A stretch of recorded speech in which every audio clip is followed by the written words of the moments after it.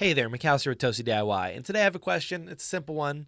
If you play D&D, are you switching to the new core rulebooks when they come out? Maybe your answer is yes, maybe your answer is no, maybe you're just excited to get into new rules. I think that it's kind of like a DLC coming out for your game. But I find it harder with D&D because it's not just an expansion that adds quality of life that changes. For instance, when a big 2.0 of an early access game kind of releases, and it's going to be an overhaul of certain systems and quality of life changes, the difference is the game takes care of that for you. But I've spent the last 6-7 years of my life learning D&D 5e. I can tell you the rules for grappling. I can tell you what all the keywords are. I know my races, their species, their traits, their features, the heritages, all that. And I've spent a lot of time learning that. And now this new book's coming out, and we're changing races to species. We're getting new core, species in there. Goliath is joining the main cast. They're going to have, I believe, Asmar straight in there this time. Just things that they're changing ever so slightly to kind of augment or improve the experience, hopefully, is what the idea is. But when I look at it and I hear the rules and the changes, I don't think any of them are outside my realm of implementing or have already implemented on my own just for the improvement of my player's game. Now, I may be wrong about this, but the decision to make drinking potions, for instance, a bonus action, I think fits more in line with Baldur's Gate. I don't want to call this the Baldur's Gatification of D&D, to make it more like that, to make it a more simple game for people to approach, because I'm super happy that Baldur's Gate came out and made the game something that people played and they were like, I want to do this more. And the only way to get that sort of crack is D&D, baby. All right, so I'm happy that game's out, but I just feel like, you end up in these fights where it's, can you imagine changing swords with that while the person's doing that? Imagine they have a great axe and they're just putting their great axe out and trying to, you have 6-second intervals, like, to down a thing. I mean, like, I can shotgun a beer and maybe a nice time, but I'm not downing a potion out of a glass bottle that, needs to glug its way out. I find that some of these changes are just to make the game a little bit easier, but for me, it's going to be harder to change the rules that I'll end up playing this weird Mod Podge edition of D&D. At this point, how far does your Tables House rules need to sit before you're just not changing additions? Now, I might give it a try. I'll probably buy one of the handbooks, if not all of them eventually, just because I like owning the physical copies of these things. But I'm not necessarily excited to switch over. So I'm curious on your all's endpoint. If you play D&D, if you're a dungeon master specifically, I'm really curious what you think.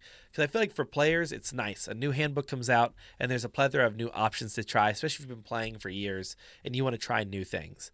Though I feel that the supplementary books, if your DM buys them, are just as valid to do that. Like, Xanathar's with like Path of the Samurai for the warrior. Thought that was cool. An interesting way to play the game. Interesting way to try new things that didn't involve changing whole editions.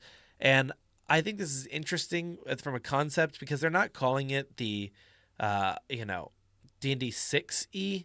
They're not calling it anything like that. They're just calling it the 2024 edition of the rule books, which I totally get updates. But I just find it difficult that I'd have to read the entire Player's Handbook, Monster Manual, and Dungeon Master's Handbook again in order to make sure I don't forget these slight differences that I may have purchased the book, and maybe goblins no longer have Nimble Escape because it was too strong. Maybe shadows don't drain strength anymore because it was just too OP. Maybe they fixed the CR rating, but everything I've learned will have to be upended, which would be a lot harder. I'm not committed to goblins having Nimble Escape. I'm not committed to wolves having pack tactics.